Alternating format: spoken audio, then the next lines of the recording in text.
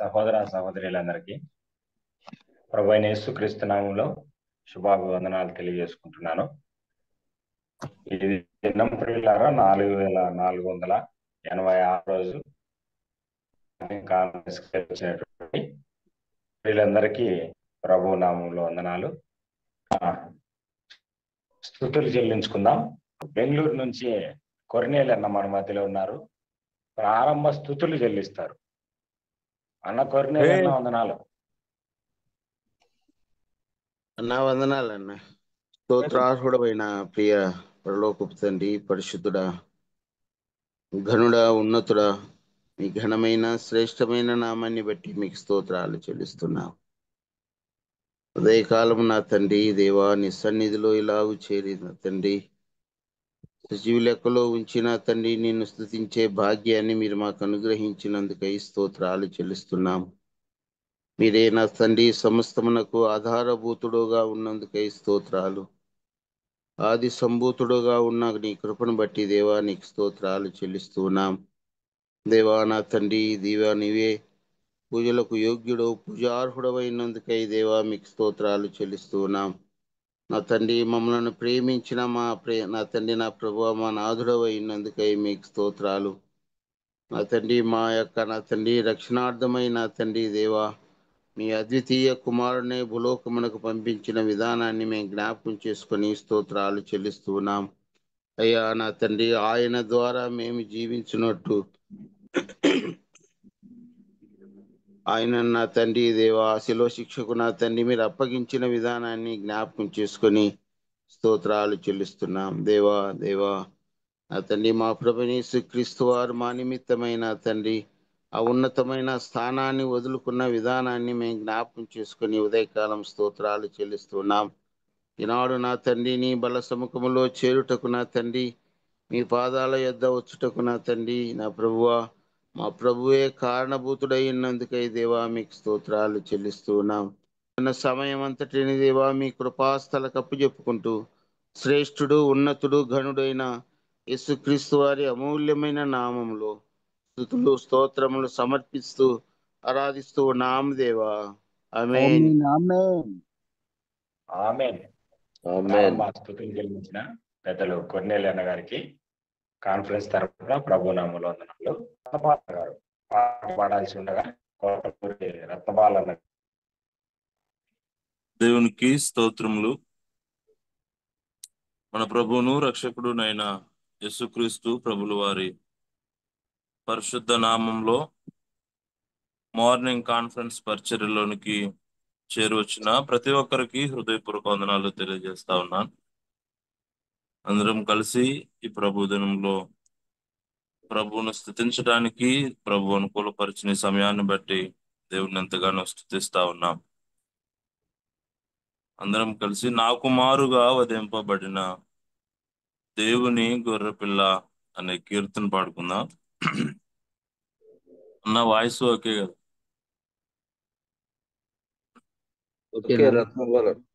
Okay, thank you. నా కుమారుగా వధింపబడిన దేవుని గొర్రె పిల్ల, నా కుమారుగా వధింపబడిన దేవుని గొర్రె పిల్ల, లేనే లేదుగా మంచి నాలో కల్మషమే నిలువెల్లా, లేనే లేదుగా మంచి నాలో కల్మషమే నిలువెల్లా, బలియాగమైన యేసు నిన్ను స్తుతించకుండుటెలా, బలియాగమైన యేసు నిన్ను స్తుతించకుండుటెలా, నా కుమారుగా వధింపబడిన దేవుని గొర్రె పిల్ల, నాకు మారుగా వధింపబడిన దేవుని గొర్రె పిల్ల,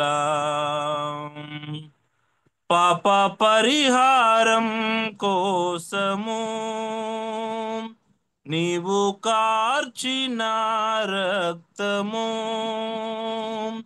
పాప పరిహారం కోసము నీవు కార్చిన రక్తము శుద్ధునిగా చేసెను, నన్ను రక్షించెను.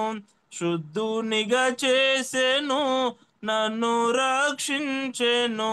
నన్ను జీవముతో బ్రతికించెను. నన్ను జీవముతో బ్రతికించెను. బలియాగమైన యేసు నిన్ను స్తుతించకుండుటెలా, బలియాగమైన యేసు నిన్ను స్తుతించకుండుటెలా,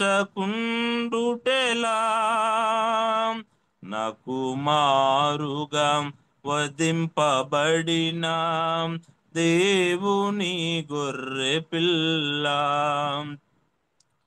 లోకరక్షణ కోసము నీవు చూపిన త్యాగము, లోకరక్షణ కోసము నీవు చూపిన త్యాగము ఇంటికి చేర్చెను, నన్ను కరుణించెను. ఇంటికి చేర్చెను, నన్ను కరుణించెను. నన్ను జ్ఞానముతో వెలిగించెను. నన్ను జ్ఞానముతో వెలిగించెను. బలియాగమైన యేసు నిన్ను స్తుతించకుండుటెలా, బలియాగమైన యేసు నిన్ను స్తుతించకుండుటెలా,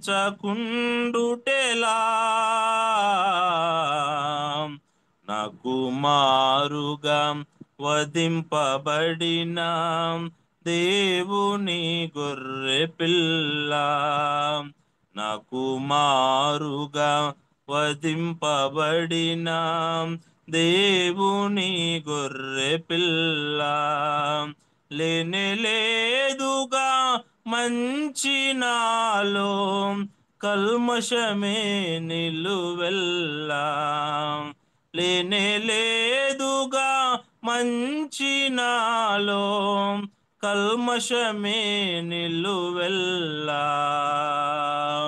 బలియాగమైన యేసు నిన్ను స్తుతించకుండుటెలా,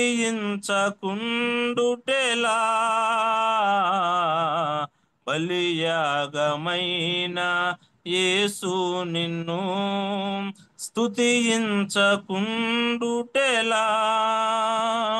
నాకు మారుగా వధింపబడిన దేవుని గొర్రె పిల్ల.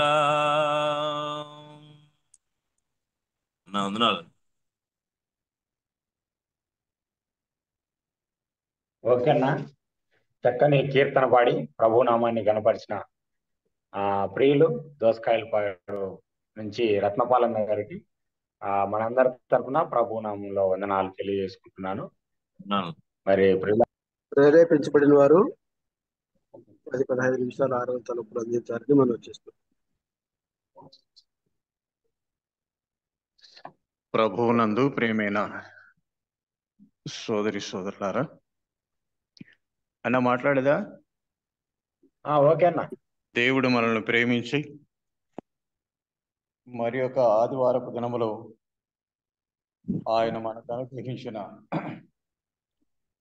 ఆయన సన్నిధిని బట్టి ప్రభువుని ఎంతైనా స్తుతించ బద్దులమయ్యున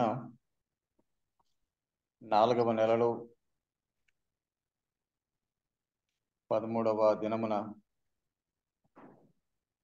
మనల్ని ఉదయకాలం వేళ ఆదివారపు దినం దేవుని దాసులు ఏర్పాటు చేసినటువంటి జూమ్లో మనమందరం చక్కగా సహవాసం చేయడానికి దేవుడు అనుగ్రహించిన మహాకృపను బట్టి ప్రభువుని ఎంతైనా స్తుతించబద్ధులమై ఉన్న ఉదయకాలం వేళ ఆరాధన తలంపుల కోసమై దేవుని గ్రంథంలో నుండి నిర్గమాకాండము 34వ అధ్యాయం నిర్గమాకాండము 34వ అధ్యాయం 20వ వచనాన్ని చదువుదాం. 20వ వచనం. గొర్రెపిల్లను ఇచ్చి గాడిద తొలిపిల్లను విడిపింపవలను, దాని విమోచింపని ఎడల దాని మెడను విరగతీయవలను. నీ కుమారులలో ప్రతి తొలుసూలి వాణ్ణి విడిపింపవలను. నా సన్నిధిని వారు వట్టి చేతులతో కనబడవలదు. చిన్న ప్రార్థన. పరిశుద్ధుడైనటువంటి తండ్రి, ప్రేమ కలిగినటువంటి దేవా, మీకు స్తోత్రం చెల్లిస్తున్నా.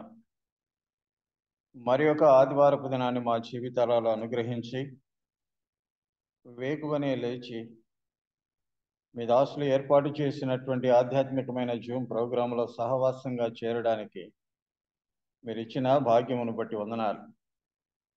చక్కటి పాట ద్వారా మీ నామాన్ని మీరు మహిమపరుచుకున్నారు.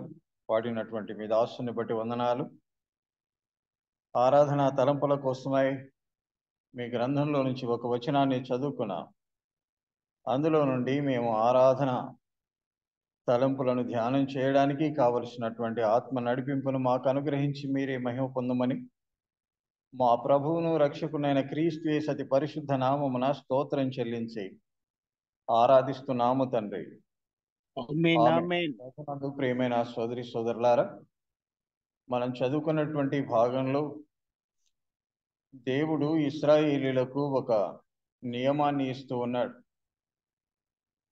గొర్రెపిల్లను ఇచ్చి గాడిద తొలిపిల్లను విడిపించాలి అన్నాడు. దాని విమోచించని ఎడల దాని మెడను విరగతీయాలి అన్నాడు. గాడిద కూడా విమోచించాలా?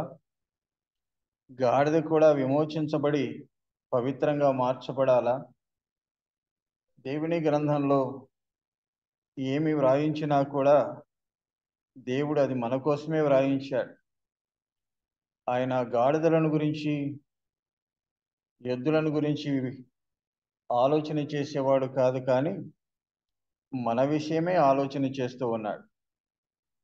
గాడిద అపవిత్రమైనటువంటి జంతువు, అది కూడా విమోచించబడాలి. కానీ అది విమోచించబడకుంటే దానికి కలిగేటువంటి దుర్గతి, అది పొందవలసినటువంటి మరణం భయంకరమైనది. దాని మెడ విరగతీయబడాలి. అలాంటి ఘోరమైనటువంటి మరణం అది పొందాలి. అలాంటి మరణం నుంచి అది తప్పించుకోవాలి అంటే దానికి బదులుగా గొర్రెపిల్లనివ్వాలి. అపవిత్రమైనటువంటి గాడిదలాగా ఈ లోకంలో ఉన్నటువంటి మనుషులమైనటువంటి మనం కూడా మనం చేసినటువంటి క్రియలను బట్టి, మన హృదయంలో ఉన్న తలంపులను బట్టి దేవుని దృష్టికి మనం అపవిత్రులంగా, అపరాధులంగా, అవిధేయులంగా కనపడుతూ ఉన్నాం. మనం కూడా గాడిదలతో పోల్చబడ్డాం. ఇశ్రాయేలీయులను గురించి ఇర్మియా గ్రంథం 2వ అధ్యాయంలో వ్రాయబడి ఉంది, నీవు అరణ్యమునకు అలవాటు పడినటువంటి అడవి గాడిదవు అని వ్రాయబడి ఉంది. అలాగే ఇస్మాయేలును గురించి కూడా అతడు అడవి గార్ధపు వంటి మనుష్యుడు అని వ్రాయబడి ఉంది. మనుషుడు గాడిదతో పోల్చబడ్డాడు. ఈ గాడిద అపవిత్రమైనది. ఈ అపవిత్రమైనటువంటి గాడిద విమోచించబడాలి. దానికి దానిగా విమోచించబడడానికి వీలు లేదు, కానీ దానికి బదులుగా గొర్రెపిల్లని ఇవ్వాలి అన్నాడు. ఒకవేళ దానికి విమోచన కలగకుంటే దానికి కలిగేటువంటి మరణం చాలా ఘోరంగా కనబడుతూ ఉంది. మెడ విరగతీయబడాలి. ఆ మరణం నుంచి అది విడుదల పొందాలి. ఆ మరణం పొందకుండా ఉండాలి అంటే దానికి బదులుగా గొర్రెపిల్లని ఇవ్వాలి. ఆ గొర్రెపిల్ల ఎవరో కాదు, మన ప్రభు అయినటువంటి యేసు క్రీస్తే అని ఆయనను గురించి ఎన్నో లేఖనాలు చెబుతూ ఉన్నాయి. యోర్దాను నది ఒడ్డున ప్రభు అయినటువంటి యేసు క్రీస్తు నడుస్తూ వెళుతూ ఉన్నప్పుడు బాప్తిసం ఇస్తూ ఉన్నటువంటి యోహాను తన దగ్గర ఉన్నటువంటి జనులను ఉద్దేశించి యేసు వైపు వారిని త్రిప్పి యేసును గురించి వారికి పరిచయం చేస్తూ ఉన్నాడు. ఇదిగో లోక పాపమును మోసుకొని పోవు దేవుని గొర్రెపిల్ల అన్నాడు. మన ప్రభు అయినటువంటి యేసుక్రీస్తు అందరినీ విమోచించడానికి మన నిమిత్తమై ఈ లోకానికి గొర్రెపిల్ల స్వభావంతో దిగి వచ్చినటువంటి వాడు. వధకు తేబడు గొర్రెయు బొత్సు కత్తిరించువాని ఎదుట గొర్రెయు ఏ విధంగా మౌనంగా ఉంటుందో ఆ విధంగా మన ప్రభు కూడా గొర్రెతో పోల్చబడ్డాడు. జగత్ ఉత్పత్తికి ముందే వధింపబడినటువంటి గొర్రెపిల్ల అని ప్రకటన గ్రంథం 13వ అధ్యాయం 9వ వచనంలో వ్రాయబడి ఉంది. మన ప్రభు అందరి పాపాలను మోసుకొని పోవడానికి, అందరి పాపాలను భరించడానికి, అందరి కోసమై బలి కావడానికి ఆయన వచ్చాడు. ఆయన ఏదో ఒక జాతి కోసమో ఒక మతం కోసమో వచ్చిన వాడు కాదు. లోక పాపాలన్నిటినీ కూడా, లోకములో ఉన్నటువంటి మనుషులందరూ చేసినటువంటి పాపాలన్నిటినీ కూడా భరించడానికి, వాటికి సరిపోయినటువంటి శిక్షను అనుభవించడానికి ఈ లోకానికి వచ్చాడే తప్ప మతాన్ని స్థాపించడానికో, రాజ్యాలు స్థాపించడానికో, సుఖభోగాలు అనుభవించడానికో ఆయన ఈ లోకానికి రాలేదు. ఆయన అందరి కోసమై వచ్చాడు, అందరి కోసమై మరణించడానికి తను తానుగా అప్పగించుకున్నాడు. హెబ్రీయులకు రాసిన పత్రిక 2వ అధ్యాయం 9వ వచనంలో వ్రాయబడి ఉంది, దేవుని కృప వలన ఆయన ప్రతి మనుషుని కొరకు మరణము అనుభవించినట్లుగా అనే మాట వ్రాయబడి, ప్రతి మనుషుని కోసం ఈ గాడిద ఘోరమైనటువంటి మరణం పొందవలసి ఉండగా ఆ మరణం నుంచి అది విడిపించబడాలంటే గొర్రెపిల్లని ఇవ్వాలి అని దేవుడు నియమించినటువంటి నియమ ప్రకారంగా అపవిత్రమైన జీవితం జీవిస్తూ ఉన్నటువంటి మనమే గాడిదలతో పోల్చబడ్డాం. ఘోరమైనటువంటి మరణానికి, భయంకరమైనటువంటి మరణానికి, పాపం చేసినటువంటి కారణం చేత నిత్యాగ్నిగుండమైనటువంటి 2వ మరణానికి మనం వెళుతూ ఉంటే ఆ మరణం నుంచి మనల్ని విడిపించడానికే ప్రభు అయినటువంటి యేసుక్రీస్తు వచ్చాడు. హెబ్రీయులకు రాసినటువంటి పత్రిక 2వ అధ్యాయం 14వ వచనంలో వ్రాయబడి ఉంది, కాబట్టి ఆ పిల్లలు రక్తమాంసములు గలవారైనందున మరణము యొక్క బలము గలవారిని అనగా అపవాదిని మరణము ద్వారా నశింపచేయడానికి, జీవితకాలమంతయు మరణ భయం చేత దాస్యమునకు లోబడిన వారిని విడిపించడానికి ఆయన రక్తమాంసములలో పాలువాడాయను అని వ్రాయబడి ఉంది. ఆ పిల్లలు రక్తమాంసములు గలవారైనందున ఏ పిల్లలైతే మరణం క్రింద ఉన్నారో, ఏ పిల్లలైతే మరణ దాస్యానికి భయపడుతూ ఉన్నారో, ఏ పిల్లలైతే మరణ భయమునకు లోనై ఉన్నారో ఆ పిల్లలను మరణం నుంచి విడిపించడానికి, మరణమును మరణము ద్వారానే నశింపచేయడానికి ప్రభు అయినటువంటి యేసుక్రీస్తు మరణము పొందగలిగినటువంటి దేహాన్ని ధరించుకొని రక్తమాంసములలో పాలువాడై ఈ లోకానికి వచ్చి మరణించి మరణమును ఓడించాడు. మరణమును మరణము ద్వారానే నశింపచేశాడు. అంత గొప్ప కార్యాన్ని కల్వరి శిలువలో జరిగించాడు. ఆయన పొందినటువంటి మరణం సామాన్యమైనటువంటి మరణం కాదు. ఆయన సాధారణమైనటువంటి మరణం పొందలేదు.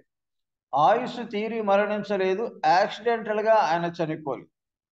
జీవాధిపతిని మీరు సిలువ వేసి చంపితిరి అని పేతురు అన్నాడు. ఆయనను ఘోరంగా చంపారు. కొట్టి కొట్టి మరీ చంపారు. అవమానపరిచి చంపారు. తల మీద ముళ్ళ కిరీటం కొట్టారు, ముఖం మీద పిడిగుద్దులు గుద్దారు, చెంపు వెంట్రుకలు పెరికి వేశారు, వీపున అరచేతులతో చరిచారు, వీపంతా కొరడాలతో దున్ని వేశారు. ఆయన యొక్క చర్మం అంతా చీలిపోయింది, మాంసపు ముక్కలు బయటికి వచ్చాయి.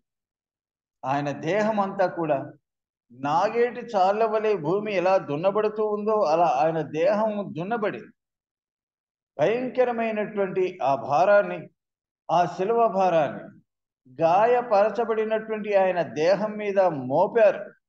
ఆ భారం భరించలేక ప్రభు ఎన్నిసార్లు తూలిపడ్డాడు, అయినా కూడా కనికరించలేదు. యెరూషలేము వీధుల గుండా అవమానకరంగా నడిపించారు. గొల్గతా శిఖరం వరకు కొట్టుకుంటూనే తీసుకొని వెళ్ళారు. మెత్తని పాదములు కలిగిన, సుందరమైనటువంటి రూపం కలిగిన మన ప్రభువు ఆ యెరూషలేము నుండి గొల్గతా వరకు నడిచి వెళుతూ ఉండగా రాళ్ళ చేత ఆ పాదములు కోయబడి పాదములు కూడా రక్తమయమైపోయాయి. ధారలు ధారలుగా రక్తాన్ని చిందిస్తూనే కలవరి కొండ వరకు ఆయన నడిచి వెళ్ళాడు. కలవరి కొండ మీదికి ఆయన వెళ్ళిన తర్వాత ఆయన మోసుకుని వెళ్ళినటువంటి ఆ శిలువ మీదనే ఆయన కుదేసి బలమైనటువంటి సైనికులు ఆయన చేతులను బలంగా లాగి పొడవాటి మేకులను తీసుకొని సమ్మెట పోట్ల చేత 3 మేకులతో ఆయన దేహాన్ని ఆ శిలువకు బిగించి వేశారు. చేతులలో మేకులు కొట్టి 2 పాదములను ఏకం చేసి ఒకే మేకుతో కొట్టి శిలువలో ఆయనను అంటగొట్టి ఆ శిలువను భూమిలో అలా దిగేయగా ఆ కుదుపునకు ఒక్కసారిగా ఆ ఎముకలన్నీ కూడా స్థానం తప్పాయి అని ప్రభువే అన్నాడు. నాలుక దౌడనంటుకొని పోయింది, అంతరంగం మైనం వలె కరిగిపోయింది, నిందకు హృదయం బద్దలైపోయింది. ఎర్రటి ఎండవేళ ఉదయం 9 గంటల నుండి మధ్యాహ్నం 3 గంటల వరకు 6 గంటల సేపు ఆయన మేకుల మధ్యన వ్రేలాడుతూ ఆయన అనుభవించినటువంటి శ్రమ చిన్నదిక.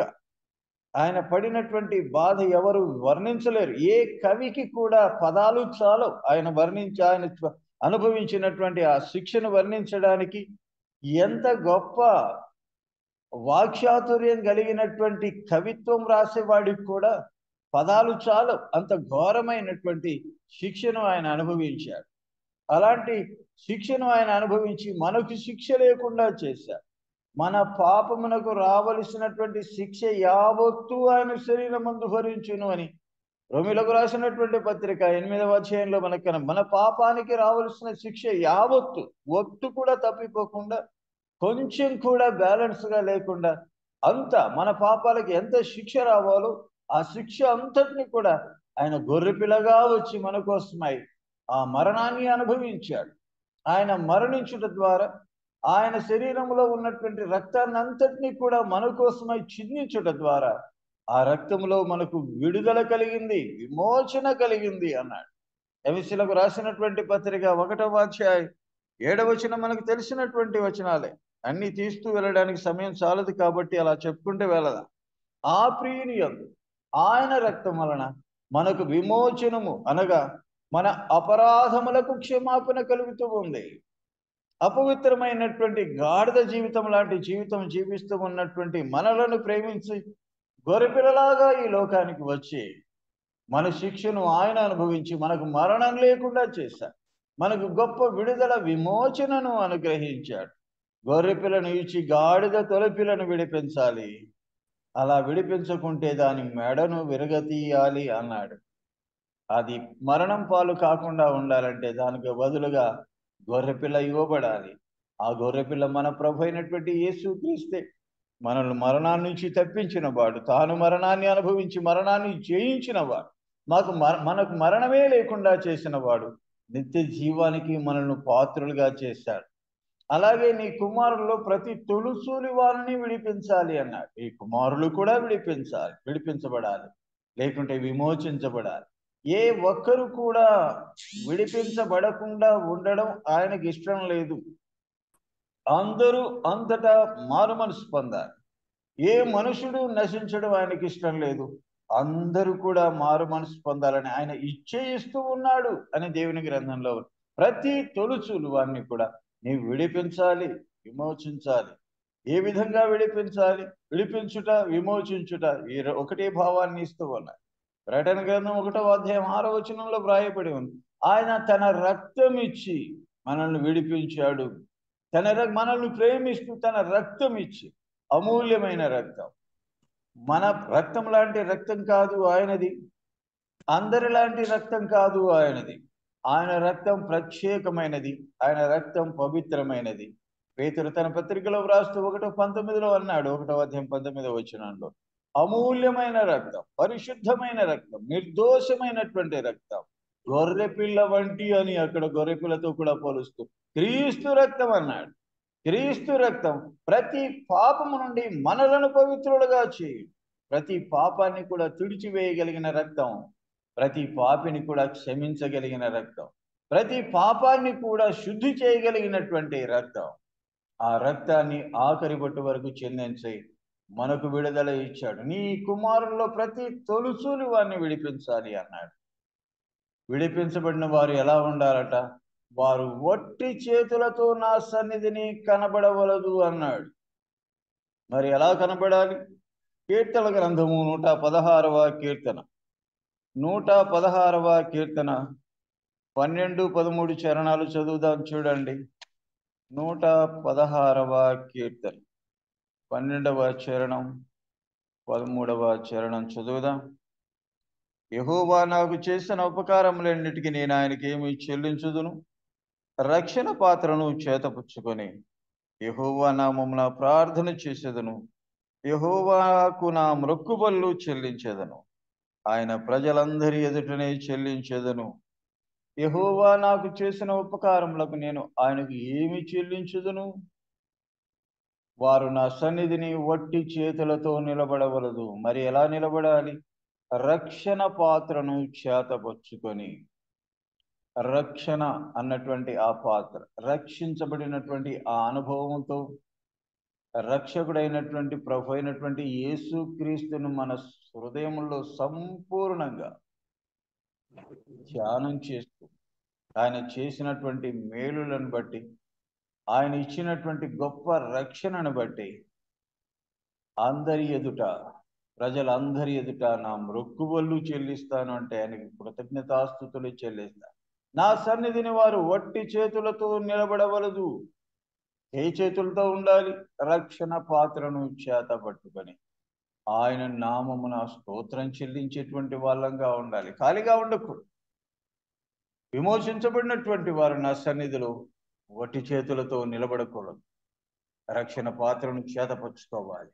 దేవా, నాకు ఇచ్చిన రక్షణకై స్తోత్రం. ఎందుకు దేవుణ్ణి స్తోత్రించాలి?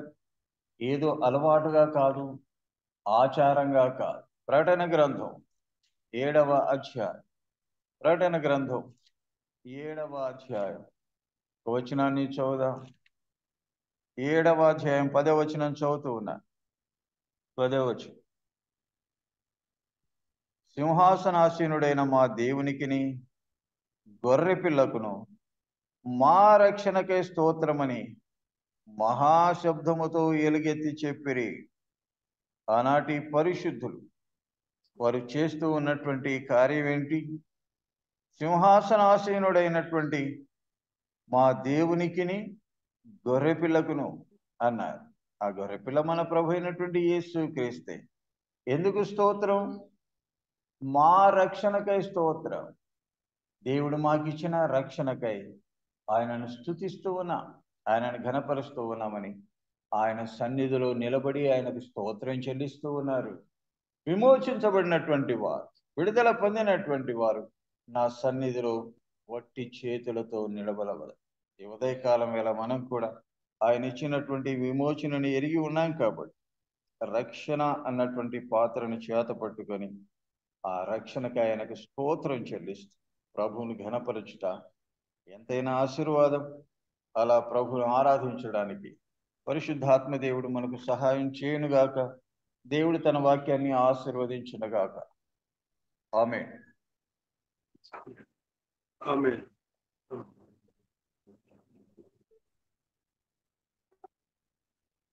పిల్లరా, మరి ప్రేరేపించబడిన సహోదరులు క్లుప్తంగా సమయం లేదు కాబట్టి ఒకరు మరి దేవుణ్ణి స్తుతించి ఆరాధిస్తారు. తర్వాత మనం వాక్య పరిచయకు వెళ్దాం. పరిశుద్ధుడా, ప్రేమ కలిగిన తండ్రి, దయగలిగిన ప్రభువ, మీ ప్రియ కుమారుడు మా ప్రభు అయిన యేసు క్రీస్తు శ్రేష్టమైన నామంలో స్తోత్రములు చెల్లిస్తున్నాము నాన్న. ఈ ఉదయకాల సమయంలో నాన్న మీ పాద సన్నిధికి వచ్చాం. మిమ్మల్ని ఆత్మతో సత్యముతో ఆరాధించడానికై మీ సన్నిధికి రాగా పరిశుద్ధ గ్రంథములో నుండి ఆరాధనకు సందర్భంగా నిర్గమకాండము 34వ అధ్యాయం 20వ వచనంలో గాడిదను విడిపించవలనన్న మాట మేము చూస్తూ ఉన్నాం. నాన్న ప్రభు, మరి గాడిద విడిపించబడకుంటే దాని మెడ విరవబడననే మాట మేము చూస్తున్నాం. అది విడిపించబడాలంటే గొర్రెపిల్లను ఇవ్వాలి అని లేఖన భాగాల ద్వారా మేము చూస్తున్నాం. ఆ గాడిద ఎవరో కాదు, అది మేమే అని లేఖన భాగాల్లో మీరు మాకు తెలియజేసిన విధానాన్ని బట్టి మీకు స్తోత్రములు చెల్లిస్తుంటున్నాం. నా మెట్టుకు ప్రభు మరి ఆ గొర్రెపిల్ల మా ప్రభుని యేసు క్రీస్తు వారని మేము చూస్తున్నాం. మా కొరకై లోక పాపను మోసుకొని దేవుని గొర్రెపిల్లగా మీరు వచ్చారు. సర్వలోక మానవాళి పాప పరిహారం కొరకై మీ అమూల్యమైన రక్తాన్ని కల్వరి శిలువలో మీరు కార్చారు. మీరు కాల్చిన అమూల్యమైన రక్తంలో మా పాపలన్నీ కడిగి మమ్మల్ని పరిశుద్ధులుగా నీతివంతులుగా చేసినందుకు మీకు స్తోత్రములు చెల్లిస్తుంటున్నాం. దేవునికి ఒక ప్రజగా చేశారు నాన్న, మీకు స్తోత్రములు చెల్లిస్తుంటున్నాం. మా కొరకే మీరు మరణించారు నాన్న. కల్వరి శిలువలో మీ అమూల్యమైన రక్తాన్ని చివరి బొట్టు వరకు కార్చారు నాన్న, మీకు స్తోత్రములు చెల్లిస్తుంటున్నాం. మీరు మీ అమూల్యమైన రక్తాన్ని వెలగా చెల్లించారు, క్రయధనంగా చెల్లించి మమ్మల్ని విలువ పెట్టుకున్నందుకు మీకు స్తోత్రములు చెల్లిస్తుంటున్నాం నాన్న. అందుకే మిమ్మల్ని స్తుతిస్తున్నాం, కొనియాడి పూజిస్తున్నాం నాన్న. కీర్తనకారుడు అన్నట్టుగా ప్రభు మరి రక్షణ పాత్రను చేత పట్టుకొని మీ సన్నిధిలో మిమ్మల్ని స్తుతిస్తుండగా, స్తోత్రాలు చెల్లిస్తుండగా మా స్తుతి స్తోత్రాలు, మా జిహ్వా ఫలములు, ప్రథమ ఫలములు, శ్రేష్ఠ ఫలములు మీ ప్రియకుమారుడు మా ప్రభుని యేసు క్రీస్తు శ్రేష్టమైన నామంలోనే స్తుతించి ఆరాధించి సమర్పిస్తున్నాం మా పరమ తండ్రి. ఆమేన్. ఆమేన్. ఊరి వెలుపలగా నేనుంటి, దారి ప్రక్కన పడి ఉంటి. ఊరి వెలుపలగా నేనుంటి, దారి ప్రక్కన పడి ఉంటి. ఘోర వ్యాధితో బాధపడగా చేరినను కరుణించితివి. ఘోర వ్యాధితో బాధపడగా చేరినను కరుణించితివి. ఆరాధింతు ఆత్మరూప, ఆత్మతో సత్యముతో నేను నిన్ను స్తోత్రించుటకు నీవి కారణభూతుడవు. నేను నిన్ను స్తోత్రించుటకు నీవి కారణభూతుడవు. ఓకేనా? ఉదయకాలమున మరి ప్రేరేపించబడి ప్రారంభ స్తుతులు చెల్లించినటువంటి దేవుని దాసులు కొర్నేలన్న గారికి, ఆరాధన తలంపులు అందించిన మన ప్రియులు జయచంద్రరావు అన్న గారికి, మరి చక్కని కీర్తన ఆలపించినటువంటి దేవుని దాసులు మర్యాదాస్ అన్న గారు, మరి ముత్యాల మోజేష్ అన్న గారికి ప్రభునామున వందనాలు ప్రియులారా. మరి ఈ దినం మనకి వాక్య పరిచారకులుగా న్యూ మెక్సికో నుంచి మనకు వాక్యం అందించాల్సింది జోషి అన్న గారు మన మధ్యలో లేరు. అన్న బర్నబాస్ అన్న జయచంద్రరావునే వాక్యం కూడా అందిస్తారు. ఓకే అన్న. జయచంద్రరావు అన్న.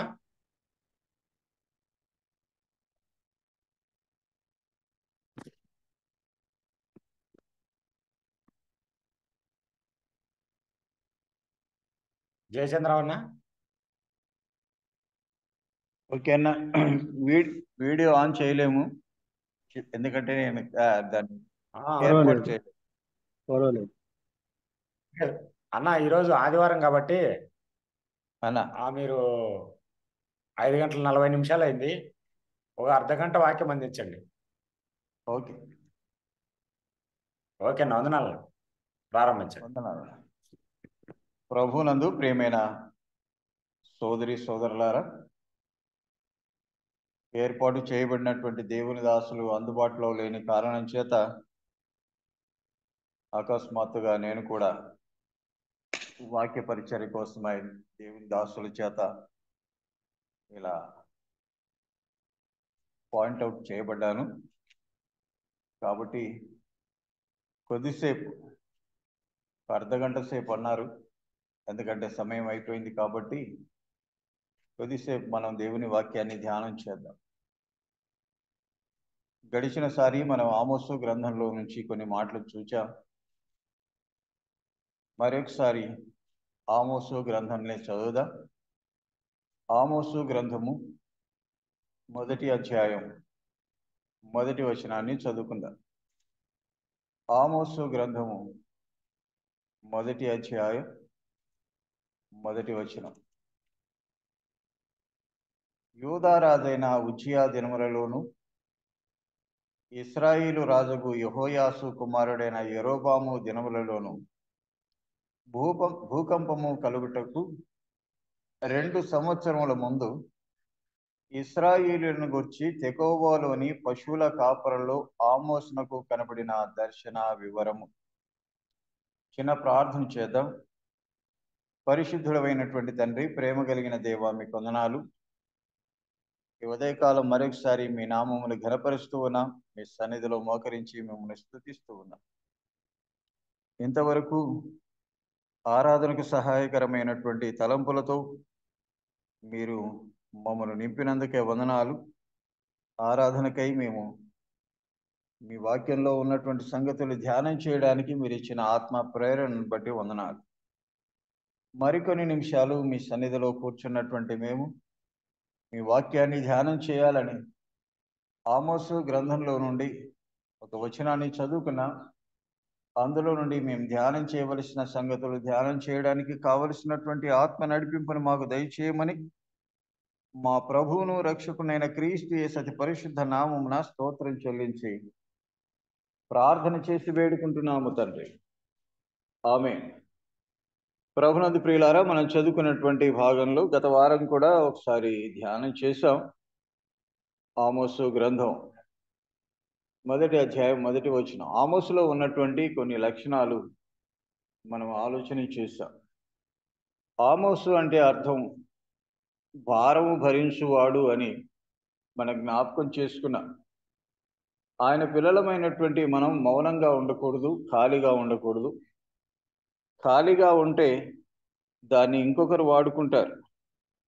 ఖాళీగా ఉంటే అది నిష్ప్రయోజనంగా ఉంటుంది. నిజానికి ఆ విందులో బాణలు నీళ్లతో నింపబడి ఉండాలి, కానీ అవి ఖాళీగా ఉన్నాయి. అంటే అవి రాతి బాణలు, నిష్ప్రయోజనంగా కనపడుతూ ఉన్నాయి.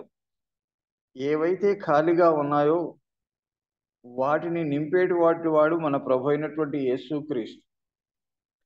అందుకోసమే ఆ విందులో కూడా అందరికీ ఆనందాన్ని ఇవ్వడానికి ఖాళీగా ఉన్నటువంటి బాణలనే ఆయన వాడుకున్నాడు. మన జీవితాలలో కూడా మనం ఆయన చేత, ఆయన ఆత్మ చేత, ఆయన వాక్యం చేత నింపబడిన వాళ్ళంగా ఉండాలి, కానీ ఖాళీగా ఉండకూడదు. అలాగే భారం భరించే వాళ్ళంగా ఉండాలి. మన ప్రభు భారం భరించాడని మనం జ్ఞాపకం చేసుకున్నాం. మన పాప భారాన్ని భరించాడు, మన అనుదిన భారాన్ని భరిస్తూ ఉన్నాడు, మన పనుల భారాన్ని భరిస్తూ ఉన్నాడు, మన వ్యాధ్య భారాన్ని కూడా భరిస్తూ ఉన్నాడు అని మన ప్రభుని గురించి మనం జ్ఞాపకం చేసుకున్నాం. అలాగే మనం కూడా భారం భరించే వాళ్ళంగా ఉండాలి. పౌలు చెప్పినటువంటి మాట, సువార్త ప్రకటించవలసినటువంటి భారము నా మీద మోపబడి ఉంది అని. దేవుడు మనకు సువార్త భారాన్ని పెట్టాడు. ఆ భారం భరించాలి. సువార్త పరిచర్య చేయాలి అంటే ఏదో స్టేజే ఉండాలి, మైకులు అరేంజ్ చేసి ఉండాలి, అనేక మంది జనులు ఎదుట కూర్చొని ఉండాలి, అప్పుడు మాత్రమే దేవుని వాక్యాన్ని గంభీరంగా ప్రకటిస్తాను అన్నది కాదు. సువార్త అన్నది వ్యక్తిగతంగా చేయవచ్చు, సంఘముతో కలిసి చేయవచ్చు.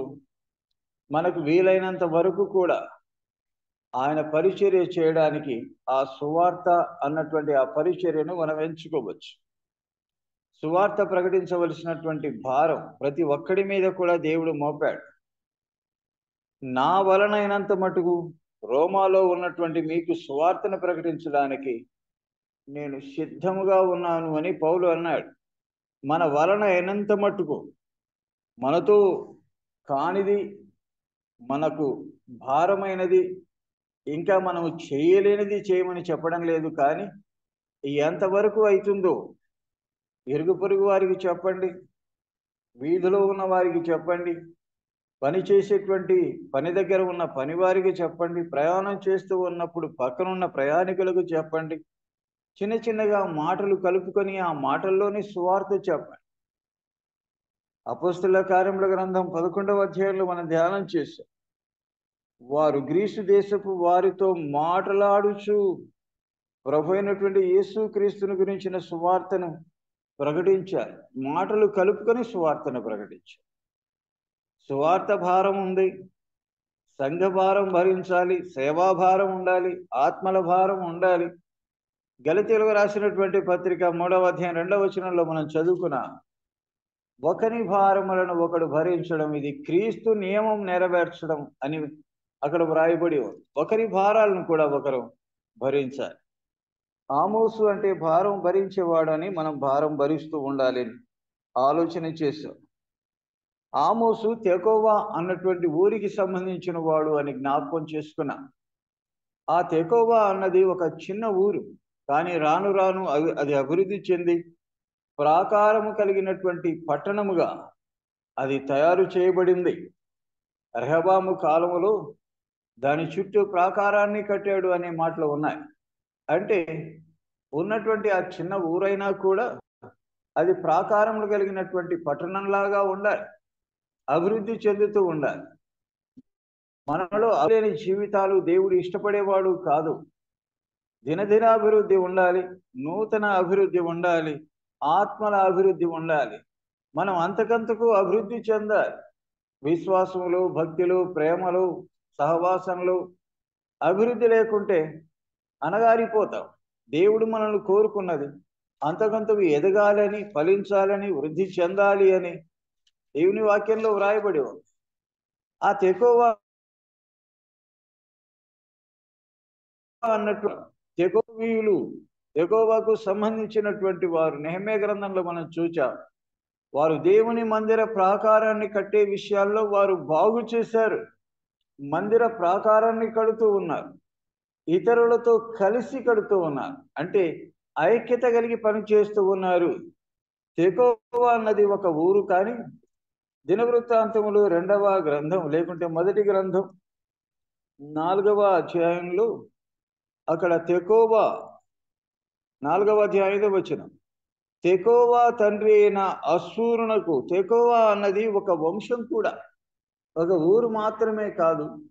తెకోవీయులు అంటే వారు ఒక వంశానికి సంబంధించిన వారు. ఇతడు తెకోవా ఊరికి సంబంధించిన వాడు, తెకోవా తెగకు సంబంధించిన వాడు. తెకోవాలో ఉన్న ఇతడు తెకోవా ఊరు, అక్కడ ఊరు చెప్పబడింది, కానీ తెకోవా అన్నది ఒక వంశం కూడా ఉంది. 4వ అధ్యాయం దినవృత్తాంతములు 1వ గ్రంథంలో 5వ వచనంలో తెకోవా తండ్రి అయిన అశ్షూరునకు హేల, నయర అను 2 భార్యలు ఉండిరి అనే మాటలు ఉన్నాయి. అంటే తెకోవా అనేది ఒక వంశానికి సంబంధించినటువంటి పేరులాగా కనపడుతూ, మెటుకు ఆమోసు మాత్రం తెకోవా అన్నటువంటి ఒక ఊరికి సంబంధించినటువంటి వాడు. ఆ ఊరి వారు బాగు చేసేవారే కానీ భంగం చేసేవారు కాదు అన్నటువంటి అనుభవాలు మనం చూచాం. అంతేకాదు, ఆమోసు ఆయన పశువుల కాపరి, యాజకుడు కాదు, రాజవంశానికి సంబంధించిన వాడు కాదు అని మనం జ్ఞాపకం చేసుకుని, ప్రవక్తను కాదు, ప్రవక్త శిష్యులలో ఒకరిని కూడా కాదు. అయినా దేవుడు ఏర్పాటు చేసుకున్నాడు. దేవుడు చెప్పాడు, దేవుడు పొమ్మంటే వచ్చాను, దేవుడు సెలవిస్తే వచ్చాను. యూదా దేశానికి సంబంధించిన వాడు, కానీ ఇశ్రాయేలు దేశానికి వచ్చి దేవుని వర్తమానాన్ని ప్రకటిస్తూ ఉన్నాడు. ఇశ్రాయేలు ప్రజలకు దేవుని తీర్పును ఆయన తెలియచేస్తూ ఉన్నాడు. దేవుడు ఈ మాటను చెప్పమని నన్ను పంపించాడయ్యా. నేను ప్రవక్తని కాదు, ప్రవక్తల శిష్యుల్లో కూడా ఒకరిని కాదు. దేవుడు ఎవరైతే నమ్మకంగా ఉంటారో వారిని ఏర్పాటు చేసుకుంటాడు. ఎవరైతే ఆయన పని చేయడానికి యోగ్యులుగా ఉంటారో వారిని మాత్రమే తన పని కోసమే వాడుకుంటాడు. మనల్ని విమోచించడానికి మన యోగ్యతలు చూడలేదు, కానీ అయోగ్యులమైనటువంటి మనల్ని ప్రేమించి ఆయన మన కోసమే ఈ లోకానికి వచ్చి తన రక్తాన్ని కార్చి తన ప్రాణాన్ని పెట్టి మనల్ని విమోచించాడు. అది మనకు కృప వలన కలిగినదే, కానీ మన యోగ్యతల బలం బట్టి కలిగినది కాదు. కానీ ఆయన పని చేయాలంటే మాత్రం, ఆయన సేవ చేయాలంటే మాత్రం యోగ్యత కావాలి.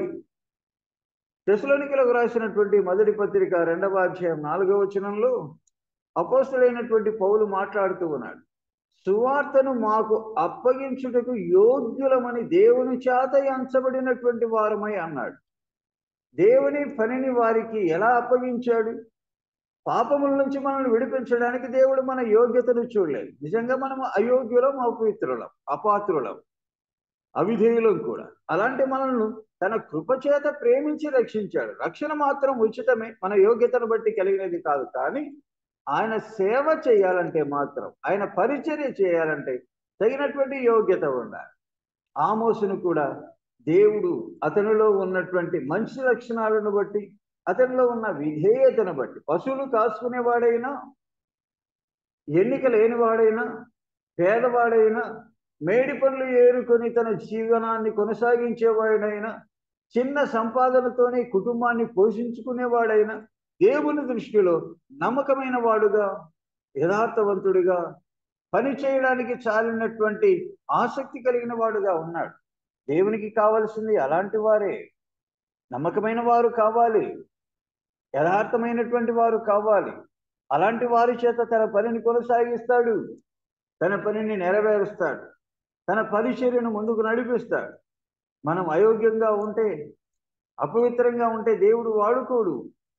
మన యోగ్యతను బట్టి ఆయన తన పని కోసమే వాడుకుంటాడు. రక్షణ మాత్రం ఉచితంగానే ఇచ్చాడు, కానీ ఆయన పని కోసమై మనల్ని వాడుకోవాలంటే మనలో పవిత్రత ఉండాలి, ఆసక్తి ఉండాలి. ఆమోసులో ఆ సంగతిని చూచాడు కాబట్టి, అయ్యా నీ వెళ్ళు, ఇశ్రాయేలు దేశానికి వెళ్ళు అని ఎన్నిక లేని వాణ్ణి, పశువులు కాసుకునేటువంటి వాడిని, ఏ ఆదాయం లేనటువంటి వాడు, పేదరికాన్ని అనుభవిస్తూ ఉన్నటువంటి, దేవుడికి పేదరికమా పెద్దరికమా అని చూడడు. పని చేయడానికి చాలినటువంటి యోగ్యుడా కాదా అని మాత్రమే చూస్తాడు. నమ్మకంగా పని చేస్తాడా లేదా అని మాత్రమే చూస్తాడు. ఆయన మన హృదయాలలోనికి మరీ తొంగి చూస్తాడు. మనుషుల దృష్టికి మనం మంచి వాళ్ళంగా, పైకి భక్తి కలిగిన వాళ్ళంగా కనపడవచ్చేమో, కానీ అసలైనటువంటి ఫిగర్ దేవుడు లోపల మనుషుని హృదయంలోనికి, లోతులోనికి చూస్తాడు. మనుషులు పై రూపాన్ని లక్ష్య పెడతారు, కానీ దేవుడు హృదయాన్ని లక్ష్య పెట్టే దేవుడు అని సమూయేలు మొదటి గ్రంథంలో మనం చూస్తూ ఉన్నాం. దేవుడు ఆమోసును చూచినప్పుడు అతడు యోగ్యుడిగా కనబడ్డాడు. తన పని చేయడానికి కావలసిన ఆసక్తి కలిగిన వాడుగా, త్యాగపరితమైనటువంటి హృదయంతో పని చేసేవాడుగా ఉన్నాడు కాబోలు. అందుకోసమే దేవుడు ఆమోసుని ఏర్పాటు చేసుకున్నాడు. పశువులు కాసుకునేటువంటి వాడు దేవుడు ఏర్పరచుకున్న వారందరూ కూడా, ఎవరు కూడా ధనికులు లేరు, అందరు పేదవాళ్ళే. కొలత నిబంధనలు చూస్తే చేపలు పట్టుకునేటువంటి వారు, వలలు బాగు చేసుకునేటువంటి వారు, సుంకం వసూలు చేసేటువంటి వారు, వారు కూడా ఎన్నిక లేనటువంటి వారు, విద్య లేని పామరులు అని వ్రాయబడి. మనల గురించి ఏం వ్రాయబడింది? కొరింథీయులకు రాస్తూ పౌలు ఏమన్నాడు? సహోదరులారా, మిమ్మును పిలిచినటువంటి పిలుపును చూడండి. మీలో లోకరీతిని ధనులైనను గొప్ప వంశం వారైనను పిలువబడలేదు. జ్ఞానులను సిగ్గుపరచడానికి దేవుడు లోకములో వెరివారిని ఏర్పాటు చేసుకున్నాడు. బలవంతులను సిగ్గుపరచడానికి బలహీనులను ఏర్పాటు చేసుకున్నాడు. తృణీకరించబడిన వారిని, ఎన్నిక లేని వారిని, నీచులైన వారిని ఏర్పాటు చేసుకున్నాడు. లోక సంబంధమైనటువంటి స్థితిగతులను ఆయన చూడడు. మన హృదయంలో ఉన్నటువంటి ఆసక్తిని బట్టి మనల్ని ఎన్నుకొని తన పని కోసమే వాడుకుంటాడు. ఆమోసుని కూడా అలాగే వాడుకున్నాడు. ఆమోసు పశువుల కాపరైనా కూడా దేవుని చేత వాడబడిన వాడు అని 3 సంగతులు మనం జ్ఞాపకం చేసుకున్నాం. 4వదిగా ఆమోసు గ్రంథం 7వ అధ్యాయం. ఆమోసు గ్రంథం 7వ అధ్యాయం 8వ వచనంలో ఆమోసును ఎలా సంబోధిస్తూ ఉన్నాడో చూడండి. ప్రభు 7వ అధ్యాయం 8వ వచనంలో ఆమోసు అంటూ ఉన్నాడు. అలాగే 8వ అధ్యాయం 2వ వచనంలో కూడా ఆమోసు అని ఎంతో క్లోజ్గా, సన్నిహితుని పిలిచినట్టుగా, తనకి ఎంతో ముఖ్యమైన వాడుగా, తనతో కలిసి ఉన్నటువంటి వాడిని ఎలా మనం పిలుస్తామో, మనం ఎంతగానో ఆప్యాయంగా ఎవరిని పలకరిస్తాము అంటే, మనకెంతో దగ్గరగా ఉన్నటువంటి వారితో ఎలా మాట్లాడతామో అలాగా దేవుడు కూడా ఆమోసును తన హృదయానికి హత్తుకున్న వాళ్ళలాగా, ఎంతో ఆప్యాయంగా, ప్రేమగా, తనకు పూర్తిగా క్లోజ్గా ఉన్నటువంటి వాడిని పిలిచినట్టుగా పిలుస్తూ ఉన్నాడు ఆమోసు అని. ఎవరిని పడితే వారిని పేరుతో పిలవలేమండి. మనకి ఎంతో దగ్గరగా ఉన్నటువంటి వారు, మనం అర్థం చేసుకోగలిగిన వారితోనే అలా మాట్లాడతాం. ఆమోసు కూడా దేవునితో ఎంత మంచి సంబంధం కలిగి ఉన్నాడు, దేవునికి ఎంత సన్నిహితమైనటువంటి సంబంధం కలిగి ఉన్నాడు, దేవునితో ఎంతటి చక్కటి సహవాసం కలిగి ఉన్నాడు, ఆయనని ఎంతగా హత్తుకొని ఉన్నాడు అన్నటువంటి భావన ఇక్కడ కనబడుతూ ఉంది. ఆమోసు ఎంత దగ్గరగా ఉన్నాడు ప్రభువుకు. అందుకే ప్రభు ప్రేమతో ఆమోసు అని పిలుస్తూ ఉన్నాడు. దేవునికి సమీపంగా ఉన్నటువంటి వాడు. మనం కూడా ఎలా ఉండాలి? ఒకప్పుడైతే మనం దూరస్థులం లేదు. ఎఫెసీయులకు రాసినటువంటి పత్రిక 2వ అధ్యాయం, అపోస్తలుడైన పౌలు ఎఫెసీయులకు రాసిన పత్రిక 2వ అధ్యాయం 13వ వచనం చదువుదాం, లేకుంటే 13వ వచనం. అయినను మునుపు దూరస్థులైనటువంటి మీరు ఇప్పుడు క్రీస్తు యేసునందు క్రీస్తు రక్తం వలన సమీపస్థులై ఉన్నారు అన్నాడు. ఒకప్పుడు మనం దూరస్థులం. ఎంత దూరంగా ఉన్నాము అంటే ఆయన మందిర ఆవరణములు త్రొక్కడానికి కూడా పనికిరాని వాళ్ళంగా ఉన్నాం. నా సన్నిధికి మిమ్మల్ని రమ్మన్నవాడు ఎవడు అని దేవుని చేత గద్దింపు పొందేటట్టుగా అపవిత్రమైన జీవితం కలిగిన వాళ్ళంగా ఉన్నా, దూరంగా ఉన్నా. ఆయన సన్నిధికి రానంత, ఆయనను చూడడానికి సరిపోయినటువంటి దృష్టి లేనంత, అంత దూరంగా ఉండగా ప్రభు అయినటువంటి యేసుక్రీస్తు మనలను ప్రేమించి ఆయనే వచ్చాడు మన దగ్గరికి. మునుపు దూరస్థులైనటువంటి మీరు ఇప్పుడు ఎలా ఉన్నారట? ఇప్పుడు క్రీస్తు యేసునందు క్రీస్తు రక్తము వలన మన సమీపస్థులమయ్యా. మనం ఇప్పుడు క్రీస్తుకు సమీపంగా ఉన్నాం. క్రీస్తు రక్తం, ఈ భాగ్యం ఎలా దొరికింది? క్రీస్తు యేసునందు. క్రీస్తు యేసు ఎక్కడున్నటువంటి వాడు? ఉన్నతమైనటువంటి లోకంలో అత్యున్నతమైన సింహాసనం నందు కూర్చున్నటువంటి వాడు. ఏ మనుష్యుడును సమీపింపరాని తేజస్సులో వసిస్తూ ఉన్నటువంటి వాడు. అంత దూరంగా ఉన్నటువంటి ప్రభు మనలను ప్రేమించి ఎంత దగ్గరగా వచ్చాడు. నశించిన దానిని వెదకి రక్షించాడు. మనం వెళ్ళలేదులేండి, ఆయన దగ్గరికి మనం వెళ్ళలేదు, కానీ ఆయనే వచ్చాడు. నశించిన దానిని వెదకి రక్షించడానికి మనుష్య కుమారుడు వచ్చాడు. క్రీస్తు యేసు నందు ఆయన రక్తము వలన ఇప్పుడు సమీపస్థలమయ్యా. ఇప్పుడు ఆయనకు సమీపంగా ఉండాలి. ఆమోసు ఎంత సన్నిహితంగా, ఎంత సమీపంగా, ఎంత దగ్గర వాడుగా దేవుని చేత ఆప్యాయంగా పిలువబడినటువంటి స్థాయిలో ఉన్నాడు. అలాగే ఆయన పిల్లలమైనటువంటి మనం ఇప్పుడు ఆయనకు సమీపంగా ఉండాలి. ఆయనను విడిచి వెళ్ళడం, ఆయనకు దూరంగా వెళ్ళడం, ఆయన సహవాసానికి దూరంగా ఉండడం, ఆయన సన్నిధికి దూరంగా ఉండడం, ఇది దేవుని పిల్లలకి ఏమాత్రం కూడా ఆశీర్వాదం కాదు. ఆయనతో కలిసి ఆయనను ఆనుకున్నట్టుగా 12 మంది శిష్యులు ఉన్నారు. ఆ శిష్యులలో ఒకరికి మాత్రం ప్రత్యేకమైనటువంటి ఒక క్యారెక్టర్ ఉంది. ఆయన ఎవరంటే యోహాను. యోహాను గురించి వ్రాయబడినటువంటి మాట ఏంటంటే, యోహాను యేసు రొమ్మున ఆనుకుంటూ ఉన్నాడు. మిగతా వాళ్ళు కొంచెం దూరంగానే ఉన్నారేమో, కానీ యోహాను మాత్రం యేసు రొమ్మున. పేతురు దూరంగా ఉన్నాడు. దూరంగా ఉండి ఆయనను వెంబడిస్తూ ఉండెను, దూరంగా ఉండి ఆయనను చూస్తూ ఉన్నాడు అని. ఆయన సిలువ వేయబడినప్పుడు కూడా దూరంగానే ఉండి ప్రభువును అలా వెంబడిస్తూ చూస్తూ ఉన్నాడు. కానీ యోహాను అయితే మాత్రం యేసు రొమ్మున ఆనుకుంటూ ఉన్నాడు. ప్రభువును ఆనుకున్న అనుభవం. ఆమోసు అని దేవుడు అంత ఆప్యాయంగా పిలుస్తూ ఉన్నాడంటే ఎంత దగ్గరగా ఉన్నాడో, ఎంత ప్రేమను దేవుని దగ్గర నుంచి పొందుతూ ఉన్నాడు. ఆయన పిల్లలంగా దగ్గరగా ఉన్నాం, క్రీస్తుకు సమీపంగా ఉన్నాం. ఒకప్పుడు దూరంగా ఉండగా మనల్ని ప్రేమించాడు, మన కోసమై వచ్చాడు, తన రక్తాన్ని సంపూర్ణంగా ధారపోశాడు, ఆ రక్తంలో మన పాపాలను తీసివేశాడు. ఇప్పుడు మనల్ని సమీపస్తులుగా చేశాడు. ఆయనతోనే కలిసి ఉండడం, ఆయన ఆనుకొని ఉండడం, ఆయనతో సంబంధం కలిగి ఉండడం. ఆయనను ఆనుకుంటే మనకు ధైర్యం, ఆయనను ఆనుకుంటే మనకు బలం. అపొస్తలుల కార్యముల గ్రంథం 14:2లో వ్రాయబడి ఉంది, వారు ప్రభువును ఆనుకొని అనే మాట. సేవా జీవితంలో వారు ఎలా ఉన్నారు? ధనం మీద ఆనుకోలేదు, సంస్థల మీద ఆనుకోలేదు, సంఘాల మీద ఆనుకోలేదు, వ్యక్తుల మీద ఆనుకోలేదు, అధికారుల మీద ఆనుకోలేదు, ప్రభుత్వం మీద ఆనుకోలేదు. ఎవరిని ఆనుకున్నారట? వారు ప్రభువును ఆనుకొని ధైర్యంగా మాట్లాడుచు అనే మాటలు.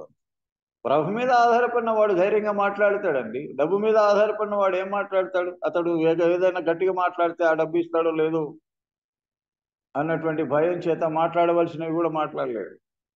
డబ్బు మీద ఆనుకున్నటువంటి వాడు. ప్రభు మీద ఆనుకోండి, ఎవరికి భయపడకుండా మాట్లాడవచ్చు. ఈ మాటలు మాట్లాడితే మళ్ళీ ఆయన పిలుస్తాడో లేదో, ఈ గట్టిగా వర్తమానం చెబితే ఉన్నది ఉన్నట్టుగా మాట్లాడితే మరొకసారి అవకాశం ఇది. మనుషుల మీద ఆనుకోవడమే అంటే అవకాశం ఇస్తే ఇచ్చినారు, లేకుంటలేదు. ఒక చోట దేవుడు వారు ద్వారాలు మూస్తే ఇంకొక చోట తెరుస్తాడు. దేవుని మీద ఆనుకుంటే వారికి ఏ భయం లేదు. వారు ప్రభువును ఆనుకున్నారు కాబట్టి ధైర్యంగా ఉన్నారు. ప్రభు మీద ఆధారపడదు. ఆమోసు దేవునికి దగ్గరగా ఉన్నట్టుగా ప్రభువుకు దగ్గరగా ఉందా? అది ఆమోసులో ఉన్నటువంటి మంచి లక్షణం. సమయం 6 అయింది, ఇంకొక 10 నిమిషాలు ఉంది. ఒక 10 నిమిషాలు మాట్లాడు. ఆమోసులో ఉన్నటువంటి కొన్ని లక్షణాలు జ్ఞాపకం చేసుకుంటూ ఉన్నాం. ఆమోసు భారం భరించేటువంటి వాడు. రెండవదిగా అతడు తెకోవాకు సంబంధించిన వాడు. తెకోవలో ఉన్నటువంటి వారు బాగు చేసేవారే కానీ భంగం చేసేవారు కాదు అన్నటువంటి సంగతి కూడా ఆలోచన చేశాం. బాగు చేసే వాళ్ళంగా ఉండాలి. అతడు పశువుల కాపరి అయినా కూడా దేవుని చేత ఏర్పాటు చేయబడ్డాడు. నాలుగవదిగా ఆమోసు దేవునికి సన్నిహితంగా చాలా దగ్గరగా ప్రభుతో క్లోజ్గా ఉన్నట్టుగా దేవుని చేత పిలువబడుతూ ఉన్నాడు ఆమోసు.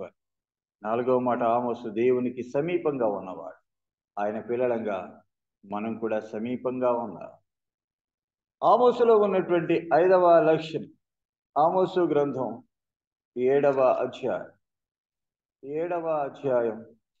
2వ వచనం చూద్దాం. ఆమోసు గ్రంథం 7వ అధ్యాయం 2వ వచనం. నేలను మలిచిన పచ్చికంతయు ఆ మిడతలు తినివేసినప్పుడు ప్రభువైన యెహోవా నీవు దయచేసి క్షమించుము. యాకోబు కొద్ది జనము గలవాడు, అతడు ఎలాగూ నిలుచునని నేను మనవి చేయగా యెహోవా పశ్చాత్తాపడి అది జరగదు అని సెలవిచ్చెను. ఆమోసు దేవుని తీర్పు ఇశ్రాయేలీయుల మీద పడవలసి ఉండగా ఆ తీర్పు నుంచి ఇశ్రాయేలీయులను కాపాడడానికి దేవుని సన్నిధిలో ఎంత భారంగా ప్రార్థన చేస్తూ ఉన్నాడు. ప్రభువా యెహోవా, యాకోబు కొద్ది జనము కలిగిన వాడయ్యా, అతడు ఎలాగూ నిలుచును, దయచేసి క్షమించు, దయచేసి క్షమించు అంటే తీర్పు తీర్చవలసినటువంటి ఆ దేవుడి మనసులోని పశ్చాత్తాపం పుట్టేంత భారమైన ప్రార్థన చేసిన వాడు ఆమోసు. ప్రార్థన అంటే ఏదో అలవాటుగాను వాడుకగాను బుక్కులు పట్టుకొను. ఈ దినాల్లో చేసే సంఘాల్లో ప్రార్థనకు ఒక బుక్ ఉందంట. ప్రార్థనకు పుస్తకం ఏంటండి? అదేమన్నా పాఠమా చూసి చదవడానికి? ఈ పద్ధతులు మానుకోరా? పైనంతకాలం ఇదేమా? సత్యవాక్యం ఎంత గంభీరంగా వివరంగా ప్రకటించబడుతూ ఉన్నా కూడా మార్గాన్ని మార్చుకోరా వీరు అనిపిస్తూ ఉంటుందని నాకు చాలా బాధ అనిపిస్తూ ఉంటుంది. ప్రార్థనకు పుస్తకం ఏంటండి? దేవుడితో మాట్లాడాలంటే పేపర్లో రాసుకొచ్చి మాట్లాడాలా? మన పిల్లలు అలాగే మాట్లాడతారా మనతో? రాసుకొని వచ్చి పేపర్లు మా నాన్నతో ఏం మాట్లాడాలని రాసుకొచ్చి మాట్లాడతారా? ఎదురుగా నిలబడి నాన్న అని కూడా అనరు. వారికి కావాల్సిందేందో ధైర్యంగా అడుగుతారు. నాకు అది కావాలి, ఇది కావాలి, ఇది చేయాలి, అది కొనివ్వాలి అని ధైర్యంగా అడుగుతారు. పిల్లలకు ఆ హక్కు ఉంది, అలాంటి ఫ్రీడమ్ ఉంది. మన ప్రభువుతో మాట్లాడాలంటే బుక్కులో రాసుకొని మాట్లాడతావా? ఎవడు చెప్పాడు ఈ సిద్ధాంతాన్ని? ఎవడు చెప్పాడండి ఈ పద్ధతిని?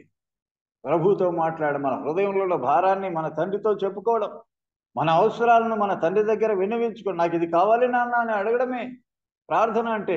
మరి ఏమని ప్రార్థన అంటే ఏంటి? ప్రార్థన చేయంటే నాకు రాదు అనేది, ప్రార్థన చేయంటే భయపడేది, ప్రార్థన చేయంటే బెదిరిపోయేది, ప్రార్థన చేయంటే ఏందో తత్తరపాటుతో తడబడుతూ చేస్తూ ఉంటారు. మాటి వాటికి నాయన నాయన అంటూ ఉంటారు. ఎన్నిసార్లు పిలుస్తావు నాయన అని? మీ నాయనతో అలాగే మాట్లాడతావా? పదానికి నాయన తండ్రి, పదానికి నాయన తండ్రి అనర్గళంగా మాట్లాడాలి దేవునితో. మన తండ్రితో ఎంత ఫ్రీడమ్గా మాట్లాడతామో దేవునితో అలా మాట్లాడడం నేర్చుకోవాలి అండి. ప్రార్థన విశ్వాసంతో చేయాలి.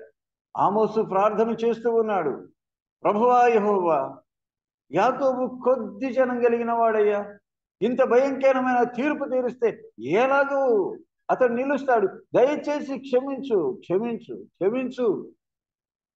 నశించిపోయేటువంటి ఆ ఇశ్రాయేలు జనాంగం కోసమై ఎంత భారమైన హృదయంతో ప్రార్థన చేస్తూ ఉన్నాడు.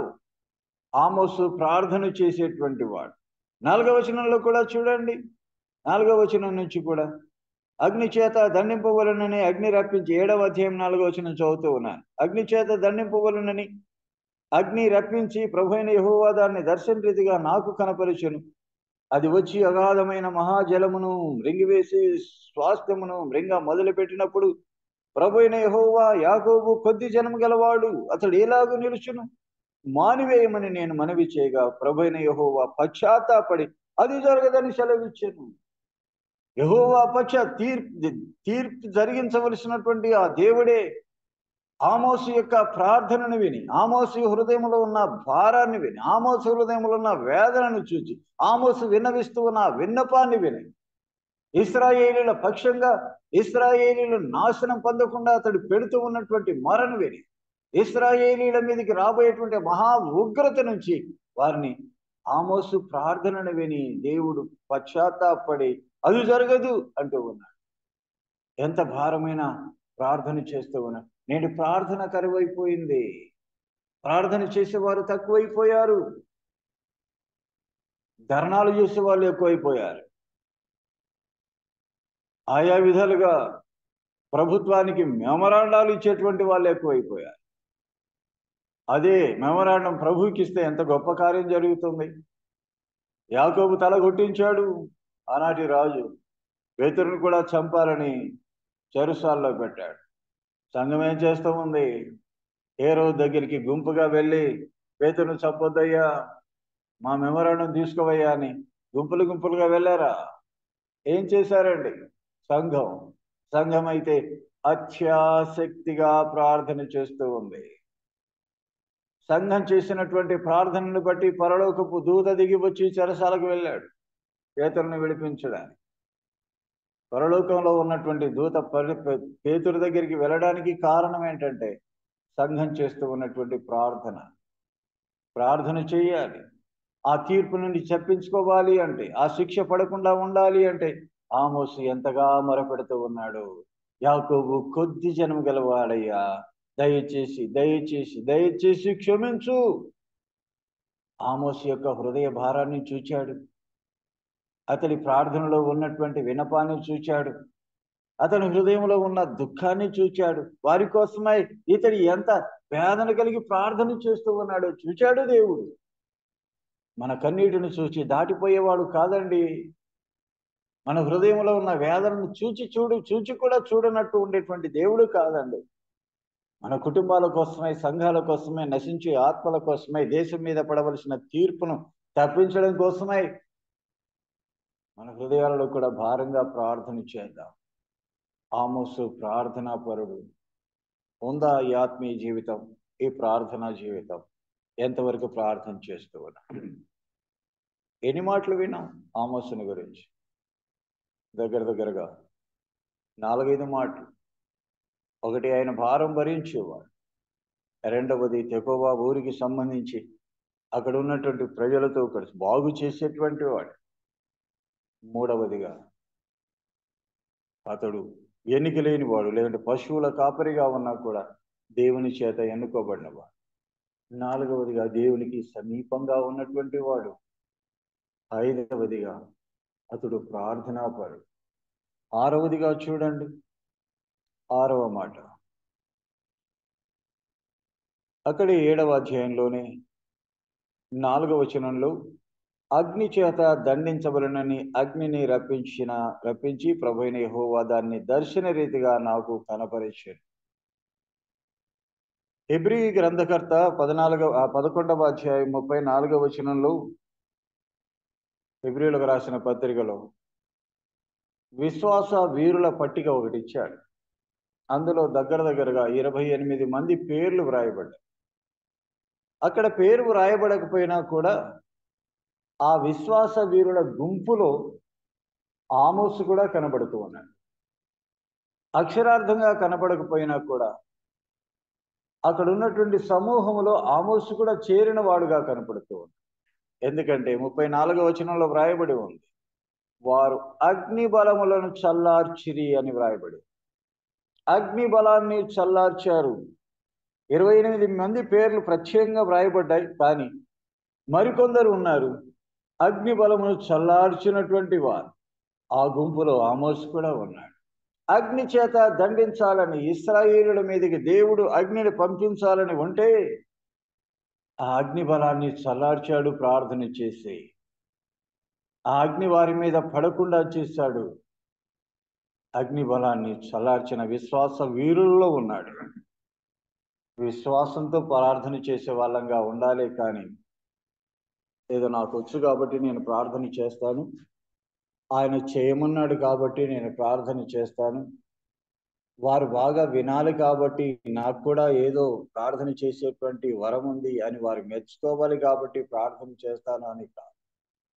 మనము చేసేటువంటి ప్రార్థన విశ్వాసంతో చేయాలి. ప్రభు చెప్పినటువంటి మాట ఏంటి అంటే, మీరు అడిగినవన్నీ కూడా పొంది ఉన్నాము అని నమ్మండి అన్నాడు. అంతే.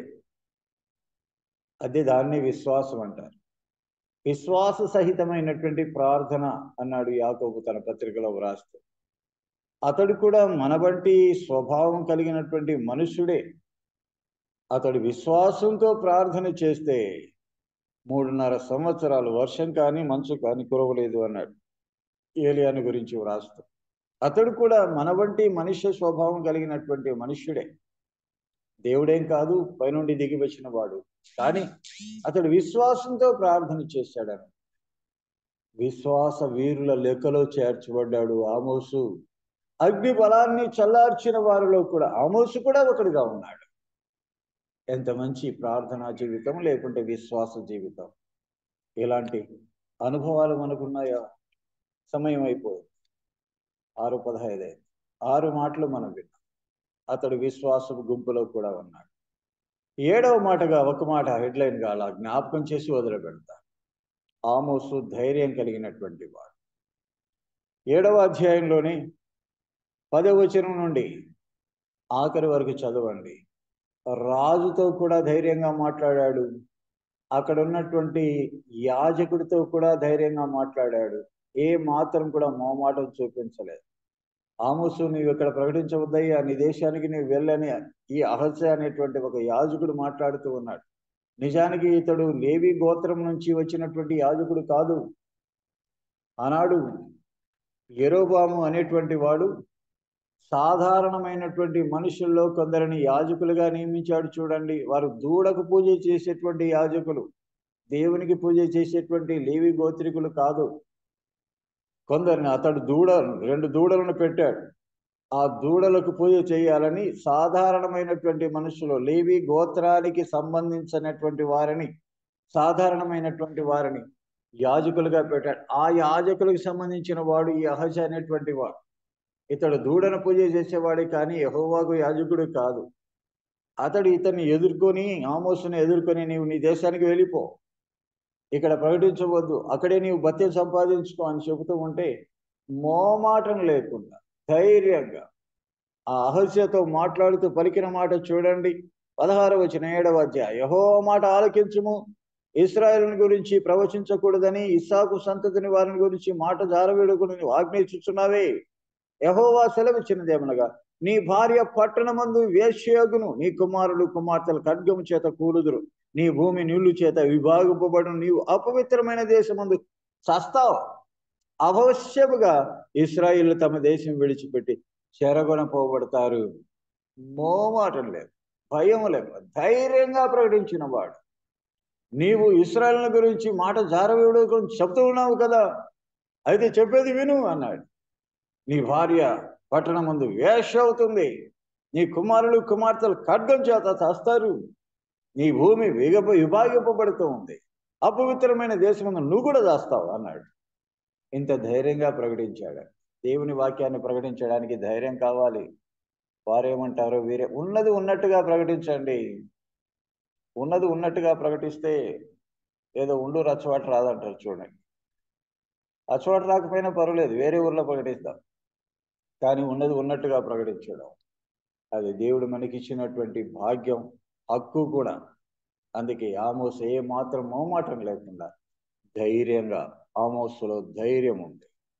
7 మాటలు ఆమోసులో క్లుప్తంగా మనం విన్నాం. ఈ 7 విషయాలు మనలో కూడా మనం కలిగి ఉండి ప్రభువును ఆనుకుని ప్రభు కోసమై ధైర్యంగా మాట్లాడుతూ ప్రభు సన్నిధిలో ప్రార్థన చేస్తూ విశ్వాసం కలిగినటువంటి వాళ్ళంగా ఉంటూ ప్రభువును వెంబడిద్దాం. అలా జీవించడానికి దేవుడు మనకు సహాయం చేయను గాక. దేవుడు తన వాక్యాన్ని ఆశీర్వదించను గాక. నాకు అవకాశం ఇచ్చినటువంటి ఈ పెద్దలకి, అధ్యక్షత వహిస్తూ ఉన్న అన్నగారికి కూడా నా హృదయపూర్వక వందనాలు చెల్లిస్తూ, చేరవచ్చినటువంటి సోదరులకు అందరికీ కూడా నా వందనాలు చెల్లిస్తూ, ఒక ప్రార్థనా విన్నపం 21, 22, 23 తారీఖుల్లో నేను కూడా కొనికిలో బహిరంగ సభలు జరుగుతూ ఉన్నాయి. అంటే ఓపెనింగ్ గా ఉద్యోగ సభలు జరుగుతున్నాయి. అక్కడ నేను కూడా ఒక వర్తమానికుడిగా వెళ్ళాలి. నా పరిచర్య కోసమే కూడా మీరు ప్రార్థనలో జ్ఞాపకం చేసుకోవాలని మనవి చేస్తూ అందరికీ వందనాలు చెల్లిస్తూ ముగిస్తూ ఉన్నానన్న. వందనాలు. ఓకే అన్న. వాక్యం అందించిన దేవుని దాసులు జయచంద్రరావు అన్న గారికి కాన్ఫరెన్స్ తరఫున ప్రభు నామంలో వందనాలు. ప్రిలారా, మరి ప్రార్థన చేసుకొని కార్యక్రమాన్ని ముగించుకుందాం. ముంబై నుంచి దేవదానం అంకులు మన మధ్యలో ఉన్నారు. అంకుల్ ముగింపు ప్రార్థన చేస్తారు. ప్రార్థన చేయండి అంకుల్. ప్రేమామయుడైన మా తండ్రి, స్తుతులకు ఆధారభూతుడా, నమ్మకమైన మా దేవ, మహిమారాజా, మీ పవిత్రమైన ఘనమైన నామమునకు వందనాలు, స్తుతులు, స్తోత్రాలయ్యా. ఈ పునరుద్ధాన దినములో మీ పిల్లమైన మమ్మను ఉదయకాలమున జూమ్లో చేకూర్చి ఆరాధనలోను వాక్య పరిచర్యలోను మేము పాలు పంపులు పొందగలిగినందున మీకు స్తోత్రాలు చెల్లిస్తున్నాం. ఆరాధనలో మీ దాసుని చక్కగా వాడుకొని బలపరిచిన విధానాన్ని బట్టి వందనాలు. ఈ కూడికను ఇట్టి రీతిగా ప్రతి దినము ప్రభా జూమ్ నడిపిస్తున్న బర్నబాస్ అన్న గారిని బట్టి వందనాలు. ఆ ప్రియని వారి కుటుంబాన్ని దీవించండి, ఆశీర్వదించండి. ఈ దినమున నడిపించిన ఎర్రపరెడ్డి గారిని, వారిని వారి కుటుంబాన్ని దీవించండి. వారు ప్రకటించిన రీతిగా వారు చక్కగా వారు నిర్ణయించిన ఆ ప్రదేశంలో ప్రభా తండ్రి చక్కగా వాడబడినట్లు మీ దాసునికి తోడుగుండి సహాయం దయచేయండి. మేము పొందమని కూడా ప్రార్థన చేస్తున్నాం. అలాగే జయచంద్రరావు గారికి తోడుగుండి ఆయన ఎక్కడెక్కడైతే మీ వాక్యమును ప్రకటిస్తున్నారో వారికి తోడుగుండి సహాయం చేసి మేము పొందమని ప్రార్థన చేస్తున్నాం. అంత మాత్రమే కాకుండా చేరి వచ్చిన దైవజనులను, పెద్దలను, పరిచారకులను, సహోదర సహోదరులను కూడా దీవించి మహిమాఘనత ప్రభావం కలిగించుకొనమని, ఈ దినదీవులతో నింపమని, మీ బలమైన కృపాస్థలకు మమ్మల్ని అప్పగించుకుంటుండగా సహాయించండి. యేసు పరిశుద్ధ నామన వందనం చెల్లించి వేడుకొని ప్రార్థన చేస్తున్నాం తండ్రి. ఆమెన్. ఆమెన్. ప్రార్థన చేసిన పెద్దలు దేవదానం అంకుల్ గారికి పరిచర్య తరపున ప్రభు నామములో వందనాలు. ప్రియులారా, మరి ఈ దినము ప్రారంభం నుంచి ముగింపు వరకు సహకరించిన పెద్దలందరికీ ప్రభు నామమున వందనాలు. వాక్యం అందించిన దేవుని దాసులు, ఆరాధన తలంపులు వాక్యం అందించిన జయచంద్రరావు అన్న గారికి కూడా వందనాలు తెలియజేస్తున్నాను. అలాగే నాకు ఈ దినము అవకాశం ఇచ్చిన దేవుని సేవకులు నడిపించడానికి బర్నబాస్ అన్న కూడా వందనాలు తెలియజేసుకుంటూ ముందున్న సమయాన్ని అన్నకు అప్పగిస్తున్నాను.